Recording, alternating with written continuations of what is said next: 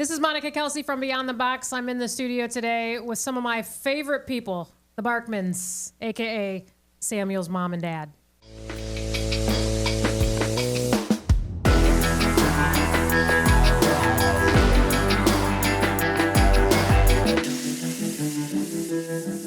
Welcome to Beyond the Box. Thank you for having us. Thank you. Well, for those people who don't know you, we've grown to love you guys and know you guys really well. But for those who don't know you, who are you and why are you guys so special to Monica Kelsey? So we were able to adopt one of the Safe Haven babies that were surrendered in one of the boxes back in 2020 is when he was surrendered. So we are forever connected to this organization and connected to you and your family because of that wonderful gift that we were given. Well, and it kind of is a family. If you really know it, it's we get together a lot. Every time I'm in the area, I always try to connect with the parents of some of these babies because they're not just your babies, they're our babies too, And Samuel has been one of those kids that we've followed through the years, and he's incredible, and he was surrendered in one of our boxes. And the story behind his adoption, though, kind of led you and I on a path, right, really to change the way the adoption works for some of these babies. And so we'll talk about that in a few minutes. But so tell me about Samuel. Yeah. I want to know about his the things that just brighten his day, which I'm sure probably is him for you guys. But what is important to Samuel? What does he like to do? What's his age? What's important to Samuel? So Samuel is 4 now. He's approaching 5, and he loves family, right? Like he loves being with us. He loves being with his brother that he also has through our family. He loves being with his grandparents and taking adventures with them. Anything that he can do working with his hands. You'll always find him trying to help use tools to fix anything that maybe my dad's helping me fix. He's right there in the mix. He just really is a happy child. Like he's just the best, right? So he's always happy. He's just the happiest. He's so smart, so loving, so kind, and he will show that love to anyone who's around. So he has a brother. So it's just 2 boys. Right. 2 boys. Do they ever fight? Always. There's more love than fighting, though, so that thankfully it's worth it. I mean, they are true siblings, right? They're close in age, too. Just 9 months apart. Does anybody ever wonder if they're like twins? Yes. Do they? We always get the looks like, what? I'm like, adopted. It's okay. So why did you guys choose adoption? So we struggled with infertility, and so that was one path that we knew we were going to take. But also, even when we first started dating, before we even got married, like adoption and foster were just part of our vocabulary. Like we always knew that we wanted to take that journey. We didn't know if it was going to be at the beginning of our starting our family process, but we knew that it was going to be in there at one point. So it ended up being at the beginning of our journey, just because of our fertility issues that we had.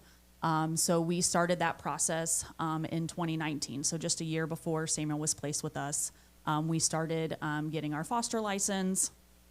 And actually we were looking into adoption agencies at the time, just shortly before we got the call for Samuel. We were like ready to commit to an adoption agency right before we got the call for Samuel. So it has just been something that we've always wanted to do.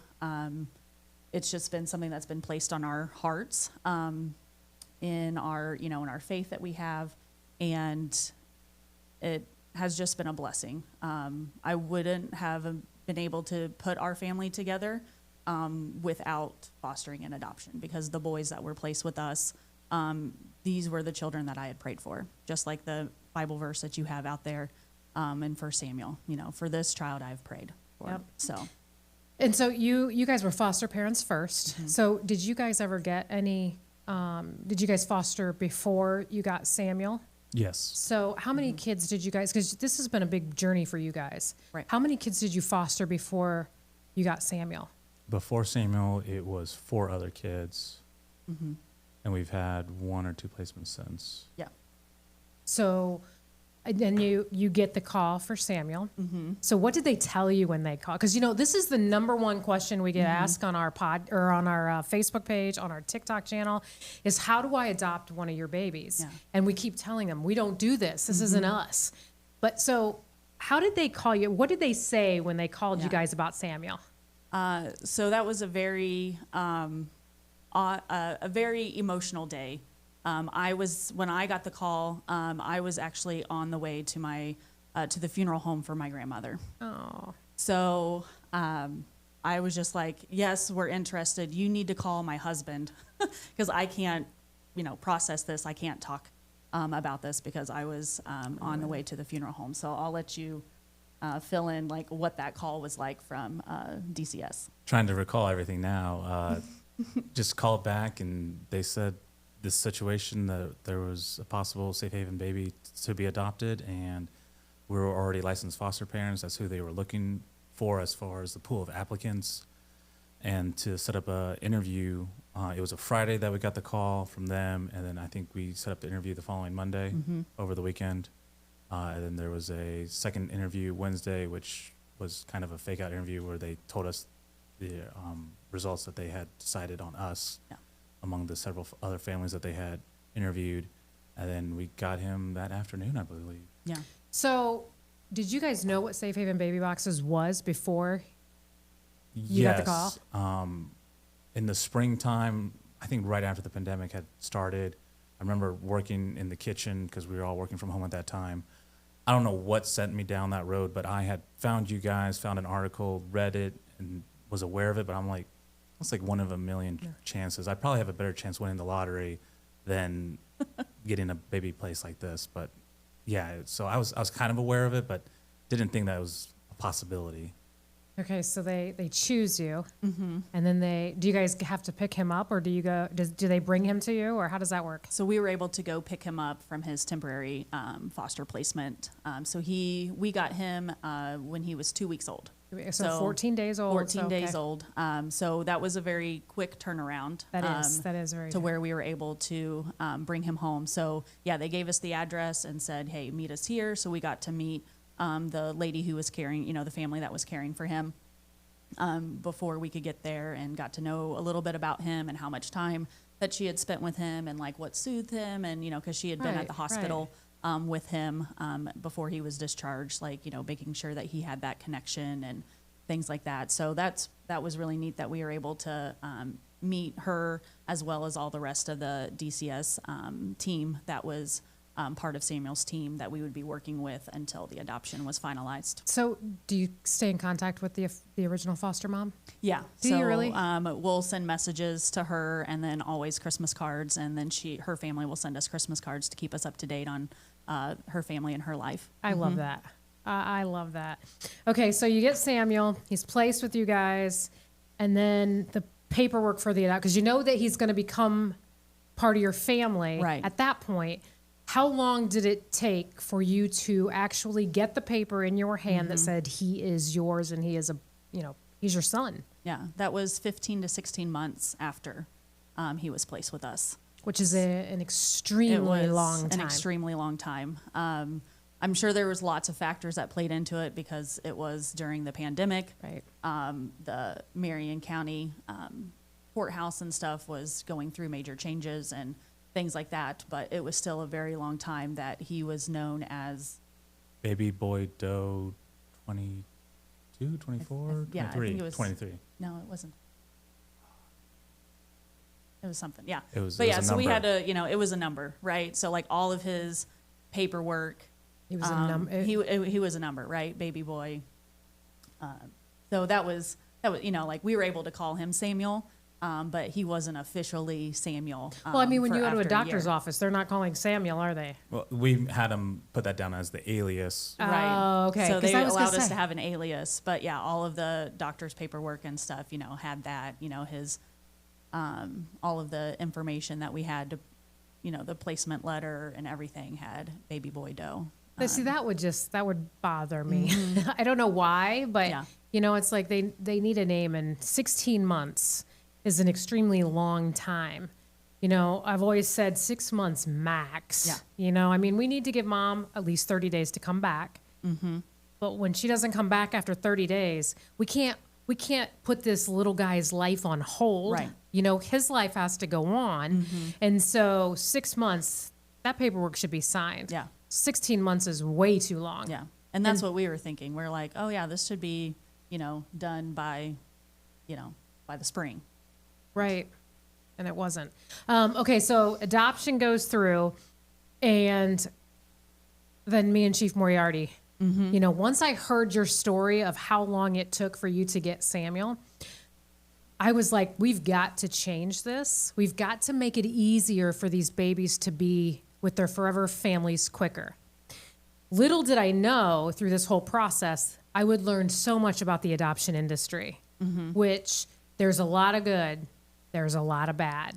And it's frustrating for me because it's like, you know, we passed Senate Bill 345. You came in and you testified, and I was so naive at that part. And I don't know, maybe you don't see it like I do, but changing it to the adoption agencies kind of kicked out the foster parents. And there's some great foster parents that deserve to be parents to our kids. And so this past year, after we passed Senate Bill 345, they can still go to DCS and they can go to an adoption agency. It's totally up to the location that gets the infant. But this past year, they tried to pass a law saying every safe haven baby in the state of Indiana goes to an adoption agency. And I was all over this because I was like, no, there are some amazing foster parents that don't have $50,000, and we shouldn't be penalizing them. I mean, they're the ones that are out there fostering these kids with, you're not getting paid enough. No. I can tell you right now, you're not getting paid enough. And so taking that gift away from foster parents, I just felt was like a smack in the face. You know, I'm okay with adoption agencies and the foster care system. You know, we do have to make it faster for the foster care system. We've got to clean some things up for the foster care system, but I never wanted to take it away from the foster care parents. And that is what some of the states now are doing. And it really frustrates me because we wouldn't have families like you. You know, Nola's family, Lynn's I mean, all of these families that have been able to adopt through the foster care system would be kicked out. And so that's where I struggle with. That's where I struggle with. But we were very successful in getting Senate Bill 345 passed. And I think what that bill really did was open up everybody's eyes that it has to be, we have to clean this up. Right. Whether it be with adoption agencies or with foster families, it's got to be cleaned up because these babies deserve better. Right. They deserve to be. They need to know where they're going to be. Yeah, forever. You know, and the good thing for you guys is you knew he wasn't going anywhere. Right. You know, the termination of parental rights had already happened. He was with you guys. I'm sure that there was probably still a voice in the back of your head going, there's still this small chance that they could just rip him out of here. But, you know, for some of these families, you know, I mean, it's brutal. Yeah. It's brutal. Yeah. Luckily, we did feel like, you know, secure that he was going to stay with us. Samuel was placed with a letter from his birth mother in the box, and we still have that today, along with the blanket that she wrapped him in. So we knew that, you know, she wanted what was best for Samuel, and I hope that she knows that, you know, we are so thankful for what the gift that she has given us. And that he is in a really good place, and he's thriving, and he's living, you know, hopefully his best life, right? Like Yeah, he's having fun. He's having fun. So if you could say something to his mom, his birth mom right now, what would you say to her? Thank you. I mean, being able to be a mom is a gift. So, and being a dad. Yeah, being parents to him has been just a very, I mean, I feel like I was meant to be his mom, and I'm so grateful that I get to be his mom, and that we get to be his parents and share his life. You because like not knowing if we could be parents and be able to take on that journey together was really hard. It was a lot of pain until we were able to know that we could be parents. So we are forever grateful. We pray for her every night. We talk to Samuel about how much of a sacrifice that was for her, and that it was one of the biggest showings of love that could have happened. So he knows his story, and he will always know his story and how thankful and grateful we are for that story, and to be a part of that story is really amazing. Would you ever be open? I mean, if she's seen this right now and she says, you know what, I want to send them a message, would you be open to that? Absolutely. Would you? I mean, we have an open relationship with our other son's family, his half siblings, his birth mom. So we are totally open to having extended family. You know, there's a couple of babies, Indiana babies, that are connected with the biological mom, and they were placed in our box. And I think that's the beauty of it, because these moms are trusting us. They're trusting us with their story. They're trusting us with their care. You know, a lot of them are going through our counseling program.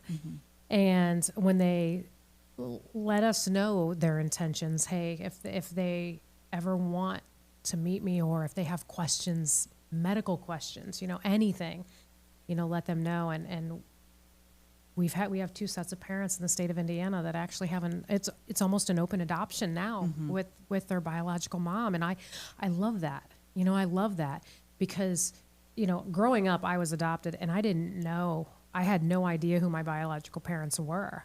And I think if I wouldn't have dreamt of the fairy tale family, because for me, that's what I thought I had growing up, was a fairy tale family waiting for me. And I didn't get that. You know, I don't know if Samuel will ever get that. He might. Yeah. When you know, maybe when he's old enough and he does a DNA test and he finds his biological parents, if that's what he chooses to do, maybe he will. But the chances are it's probably not, you know, based on statistics from, you know, what we pull. But I think it's good for these kids to know the sacrifice of their biological mother for what she gave. But I don't know who she is. But if she ever reached out to us, you know, you would be my next text for sure. Yeah. If that ever happened. But I'm glad that you're open to it, though. I really am. That's neat. Okay, so are we adopting anymore? I mean, are we wanting anymore? I mean, We've kind of slowed down on growing. You got the two family. 5-year-olds. Yeah, they're very, very energetic and rambunctious, and just trying to get through preschool and kindergarten. And, but they want siblings, and they've done really well with some of the other babies that we've either babysat or fostered or given respite care to. You guys are still active? Yes. So we still have our foster license. So we did switch to just respite recently, just because it's just, as they're getting more active, so it's just a little bit harder to take on a full case. So we've been doing respite. And there's this one little girl we do respite for, and she's like 6 months old now. And they are the best big brothers to her. They ask about her, like, when's she coming back to hang out with us? You know, like, they're always asking about the little kids and babies that we've had respite or temporary placement for. They're always asking. So, I mean, the answer is not no, right? So if it's in our cards to adopt again and to take on a placement, we're there for whatever child needs us. If it's that right fit, if it's meant to be, it's, you know, I'm not going to turn any of them away. If I could, I would have them all, but You're going to have a bus. You're going to have to rent like a 7-passenger van to go on vacation with. right. So the answer is not no. So you're open to it. Right. You know, there's 2 families in Indiana that have 2 of our babies each. They literally have 2 safe haven babies. Wow. Like, I'm like, holy smokes, like that's winning the lottery twice. Yeah. You know, I mean, you guys won it once, but it's almost incredible that 2 families in Indiana have 2 of, you know, it's like, wow, that's incredible. But I don't know. You never know. You might get the call. Samuel might have a little sister or something. Yeah. You would like a daughter. I mean, it would have be an nice to have ally. another ally in the house. I mean, right now the dogs are the only allies I have. Oh, that's true. That's true. You've got a lot of men in your home right now. Yeah. So it's like, what do you got? Like 2 female dogs? Mm-hmm. Oh, I'd totally do that. Yeah. I would be like, yeah, we're getting a female dog for sure. Like, it was funny because, growing up, my parents, they were told never to have children. They had a little boy in 1970 that passed away the day after he was born. And my mom was told never to get pregnant again because she was a type 1 diabetic at the time. Type 1 diabetics today is totally different. But Right. back in the 70s, it was, you shouldn't have kids. And so they were told never to have kids. So they decided to adopt. And so they prayed for a son and they got the call for me. So they got a girl, and then they got another call, and they got another girl, and then they got pregnant 5 years later, and that's where my sister comes in. Yeah. And so literally my dad was in, like 3 girls, a wife. So when we got the dog, his name was Scotty, and we got a boy dog because it was like, I got it. But it's kind of like the same thing in our house when I was growing up because it's kind of neat. So, wow. So what's next? Just keep living life. Just keep watching them grow. And we got them doing soccer and baseball, and they've learned how to swim in the pool and just enjoying summer. And yeah. Soaking it all in, right? Yeah. Not trying to take any moment for granted. Just try to really keep ourselves grounded and just really, just treasure everything that we've been given. You guys are pretty close to your parents too. Your parents, mom and dad, grandma, grandpa? They're about a couple hours south of where we live, but we get to see them on a regular basis. They don't go too long without seeing the No, are boys. they the only 2 grandkids? There is another one. Yes. My brother has A step young- grand yeah. kid. a young. And then on your side? My mom, It's the only ones on his side. only grandkids on my side. And then my mom moved back up here from Florida about a year ago. So she's been helping watch them a couple of days after School and after stuff. school during the week. So she moved up to the Indianapolis area? Yes. Yeah. She, from Florida to here. Oh, I'm just, Yeah. come there. That's, you know what, though, I can see that because I became a grandma 2 years ago. And we go on the road a lot, blessing these boxes. And if I'm gone for 7 days, I'm feeling it. Like I need to have some time, with, and, we have all grandsons. So we have, 3 grandsons and then a 4th grandson on the way. So it's like, we need a girl. Yeah. Like we're going to buy one soon if we don't get a granddaughter. It's like Right. we're going to have to sooner or later. And I didn't grow up with my grandparents being so close, so I'm glad our boys are developing such a good relationship with our grandparents, or with our parents, their grandparents, Their parent- yeah. and I think that's spending a lot of important. time together with Yeah. them. Yeah, we have lots of video calls with them in between their visits and stuff too, because they always want to share about their day and always want to connect with family. So say you've been very open with Samuel being adopted and you've taken him back to the firehouse so Right. that he can meet the fire guys. Does he ever ask questions? Yes. Yes. Yeah, so he does ask a lot of questions, and also tries to understand why his situation is a little bit different than his brother, because we have an open adoption with our other son and his mother. So they're always like, well, he's like, where's my second mom? He's like, I have 2 mommies. And I'm like, yes, you do have 2 mommies. I just don't know who your other mommy is. I said, but and we have those conversations and we, say how grateful we are for her.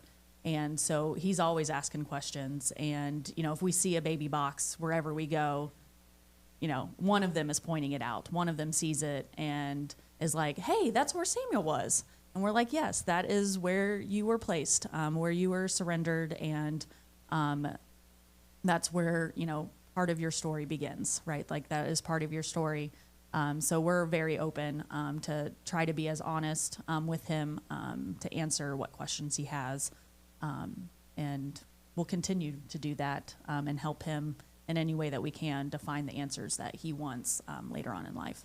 So if he comes to you in 20 years and says, I want to do a DNA test to try and find them, you guys would be open to that? Oh Right. yeah, absolutely. When I met, so I found my biological mother by accident. I didn't have a piece of paper telling me her name. I actually stumbled upon her information. And the day that I went to meet her, I wanted my mom to go with me, and she wouldn't go. And that tore me up. But she said, "This is something that you need to do alone first." And you know, my birth mom passed away 3 years later, and my mom never got to meet her. And it's like, I wish they would have met, you know, so that my birth mom would have seen, you know, how I grew up and the love that I had, because she didn't get to see that, you know. So it makes me happy that you guys are so open to that, you know, to be, you know, his shining light, you know, because it might be dark. Right. You know, one of the things that my dad used to say was, because I was like, I'm going to find her, and everything I did, I came up against a roadblock, not realizing the story behind why I was coming up against roadblocks. And my dad says, you know, when you meet them, they might not be what you expect. And I was like, psh, you know, like, of course, you know, because I had this fairy tale family, Right. you know, and so, you know, getting to meet my biological mother, I understand what he meant. You know, when she was 17, she was drugs and alcohol. You know, after I was born, her life spun into a spiral, like literally, like I'm thankful I wasn't placed in that, you know, but I never understood what my dad was saying, but he was always very honest with me on, you know, you got to prepare yourself. It could be Right. the best thing ever, or it could not be. You know, you might not see what you think you're going to see. But I hope for Samuel's, I hope Samuel, you know, one day does get to meet her, you know, because that truly was the turning point of my life. You know, I'm so grateful for what I have, so grateful for what my birth mom gave me. Yeah. But I'm thankful that I learned her story, because that turned into your story. You know, it became part of your life too, and so. Yeah, our family would not be here without you, Monica. So thank you for what Well, you've your family done. would be here. Samuel hopefully would have been placed in a safe place, but there's no guarantees, Right. you know. So the letter that she left with Samuel, you still have. Have you shown it to Samuel, or do you plan on? Yeah, We'll show it waiting? to him when he's old enough to make sure he doesn't rip it or tear it or Here. play with it. Laminate that yes, thing. yes. We need to get it more in a secure place Yeah. before. But yeah, we haven't shown it to him yet, but we have talked about it, that that there was a letter, so he knows about it. We just haven't shown it to him yet. You know, you guys being so open at his age, because my parents didn't know. My parents didn't know anything with me growing up. What they were told was that my birth parents were young in love and couldn't care for me, so they placed me for adoption. So that's where the fairy tale family came in for me. And so my entire life I didn't know. I wish I would have known. I wish I would have had parents that were so open with me, that were just so as brutally honest as they could be. And I wish I would have known my story back then, because I don't know. I mean, obviously I wouldn't have wanted to change anything. But I think me learning earlier, maybe I would have done something earlier than waiting until I was 40 years old to make an organization, you know, into what it is today. But I Yeah, I don't think know. one of the toughest questions that Samuel's asked, that is not tough to him, but tough for me to respond, when he asks, like, or talks about what he'll look like us growing up, and no, buddy, you're not gonna look like us growing up. It'll be different. Our other son says the same thing too, but we know what his birth parents look like, so we know what he will most likely look like. But Samuel, we have no idea. That would be tough to answer. Yeah, like he's like, how tall am I going to be? And I'm like, I don't know, bud. We'll just have to wait to find out. It'll be great. It's going to be a surprise. Yes, it'll all be a surprise, and you're going to be as tall as you need to be. Oh my gosh, yeah, that question would be tough. That Because question- like he's like, well, Dad, you have such dark hair, and we're like, yeah, he does, and you don't, but that's okay. And so we have tons of like books. You know, we've sought out different like children's books about adoptions and how finding stories about families that don't look all the same, and that families can be made up of different things and all of that. So we've really, you know, instilled that since they were babies. We've been reading them books about how families are made differently. They're That's not all made the same way. That families can be made in different ways, and that's okay. And it's the love that holds it together. Sometimes you get to choose your family, and that's okay too. So, Yeah. Yeah. Well, I totally, yeah, I don't know how I would answer your questions. I'm glad it's you guys and not me.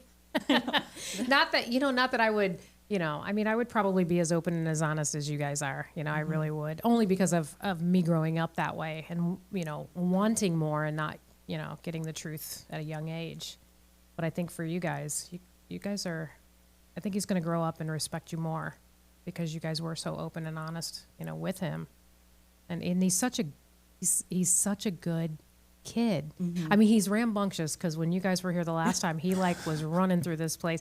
But so was all of them. Yes, yes. I mean, it wasn't just Samuel, it was all of them. And you know what? That's okay Yeah. with us. It's kind of like we go to blessings and kids are running all over. We don't care. Yeah. We just don't care. Yeah. It's like, that's he's why the we're one here. that's interrupting your interview by getting the That's the okay. firefighters to run the sirens. That's okay though. But that's reality. That's Right. raw and that's real. That's what we're all about. Yeah. We're not trying to be anybody that we're not, and for him, I seen this thing on, actually it was on TikTok today and I posted it on Facebook, but it was an AI generated kid this was like probably a 6-month-old baby sitting in a fire outfit, bunker gear stuff. And the interview guy had a mic in his hand and he says, "How did you become a firefighter?" And you have to go to Facebook and watch this Okay. because he says, "I was put in a safe haven box and the rest is history." And he was asking how he became a firefighter, and it's like, I was put in a safe haven box, so the rest is history. And I'm Yeah. like, oh my God, that's going to be one of our kids. I mean, there's so many of our kids that go back to the fire stations and these kids love the fire trucks. Yes. It's like, I just, and Carmel Fire, bless John Moriarty. If he doesn't get one of his 4 babies to be a firefighter that they've had come in through their box, I don't know. Because he's like, he has a good relationship with all of them, and it's just amazing to see, the relationships between the fire guys and the adoptive parents and the kids. It's just incredible, literally incredible. So if any parent out there is wanting to know how to do what you did with getting a safe haven baby in the state of Indiana or even in any state, what advice would you give them about how? And I'm sure it was stressful. You know what I mean? Yeah. I mean, I don't know if there's like a good answer, to be honest, because There's no secret recipe. we were just licensed foster parents, and I guess we were just good foster parents because the DCS agents that we One had of the worked supervisors. with had recommended us. We didn't put our name in the hat. Other DCS put our name for us. Did in they the tell hat. you that they were putting you? No, we didn't know No. about this till after the Until we fact. got the call. Yeah. Yeah, we didn't know how our name got thrown in the mix for a safe haven baby. So, I mean, we are forever grateful that it did. Obviously, they seen that you would have 'Cause, been good parents. Yeah, because I know for fostering, you can say, like, are you open for adoption? So we were labeled as a pre-adoptive family. And and our licensing specialist really liked us. The manager really liked us. And our name got thrown in the hat. There was, about 30 names, 30 names, families, they and then they about interviewed 4 or 5. And yeah, I mean, we were just super lucky Wow. because we didn't, request, right? It was just something that was meant to be.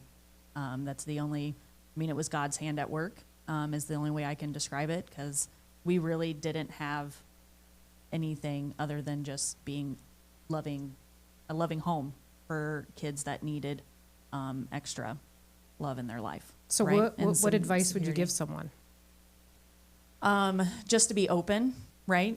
So be open to the possibility. Be open to saying yes, right? Sometimes it's hard to say yes to certain situations.